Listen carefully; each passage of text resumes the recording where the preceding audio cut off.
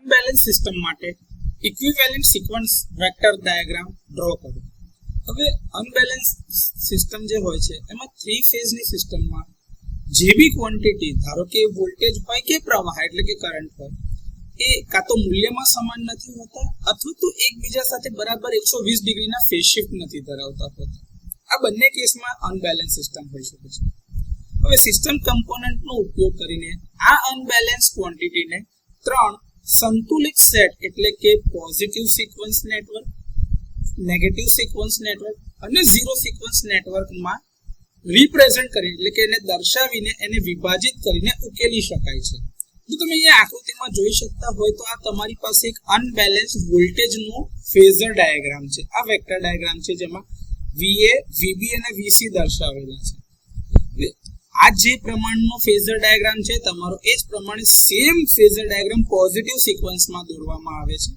તો VA1, VB1 અને VC1 આ ત્રણે ત્રણ પોઝિટિવ સિક્વન્સ કમ્પોનન્ટમાં ત્રણે ત્રણ વેક્ટરના મૂલ્ય એક સમાન અને ત્રણે ત્રણ એકબીજાથી 120 ડિગ્રીના ખૂણા ઉપર હોય છે. એ જ રીતે નેગેટિવ સિક્વન્સ જે પોઝિટિવ સિક્વન્સ કરતા એકદમ વિરુદ્ધ દિશામાં એટલે કે એના કરતા ઊંધી દિશામાં વેક્ટર હોય, તો જ્યાં C છે ત્યાં આગળ B આવશે અને જ્યાં B છે ત્યાં C આવશે. એટલે કે આના વેક્ટર રોટેશન પોઝિટિવ કરતા 180 ડિગ્રી એક્ઝેક્ટ ઊંધા આવશે. તો આ તમારું નેગેટિવ સિક્વન્સ કમ્પોનન્ટ છે VA2, VB2 અને VC2.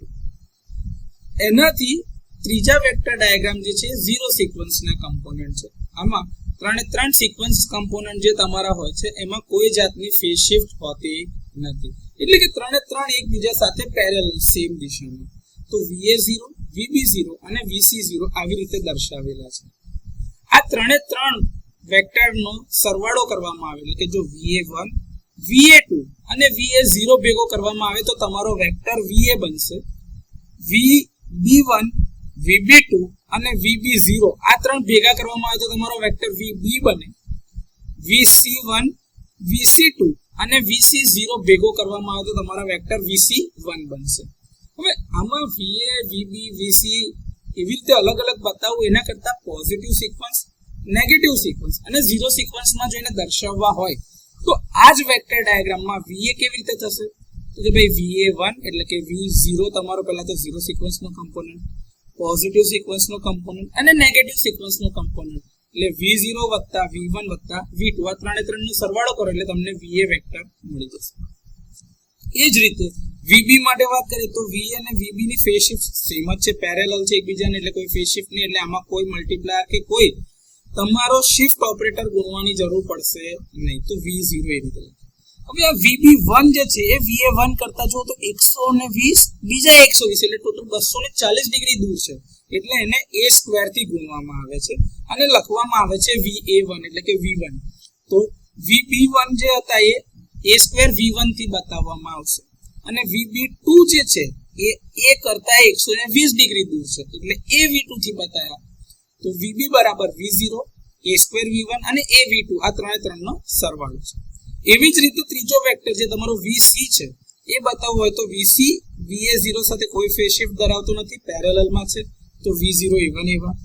VC1 જે છે VA1 કરતા 120 ડિગ્રીની ફેઝ શિફ્ટ ધરાવશે તો 120 ડિગ્રીથી અપાર્ટ એટલે AV1. અને એ જ રીતે VC2 જે છે 240 ડિગ્રીની ફેઝ શિફ્ટ ધરાવે છે તો A² V2. તો આ રીતે ત્રણે ત્રણ ફેઝ ના જે તમારા વેક્ટર ડાયાગ્રામ જે હતા અથવા તો જે વેક્ટર્સ હતા જે અનબેલેન્સ હતા એને સિક્વન્સ કમ્પોનન્ટની મદદથી આ રીતે ડિસ્ટ્રીબ્યુટ એટલે કે વિભાજિત કરવામાં આવે છે અને એનાથી બેલેન્સ્ડ વેક્ટર ડાયાગ્રામ દોરી શકાય છે. જ્યાં તમે જોતા હોય તો VA બરાબર V0 V1 V2 એટલે ઝીરો સિક્વન્સ, પોઝિટિવ અને નેગેટિવ સિક્વન્સના વેક્ટર. એ જે છે તમારો યુનિટ ફેઝ શિફ્ટ ઓપરેટર છે એ બરાબર 120 ડિગ્રીનો ખૂણો અને A² બરાબર 240 ડિગ્રીનો ખૂણો. તો આ રીતે અનબેલેન્સ સિસ્ટમ માટે ઇક્વિવેલન્ટ સિક્વન્સ વેક્ટરનો ઉપયોગ કરીને વેક્ટર ડાયાગ્રામ દોરી શકાય. આ જ રીતે વેક્ટર ડાયાગ્રામ વોલ્ટેજની જગ્યા પર તમે કરંટનો પણ દોરી શકો છો. તો આવી રીતે તમને જ્યારે પરીક્ષામાં પૂછવામાં આવે તો અનબેલેન્સ સિસ્ટમને સિક્વન્સ કમ્પોનન્ટના વેક્ટર ડાયાગ્રામથી દર્શાવી શકાશે.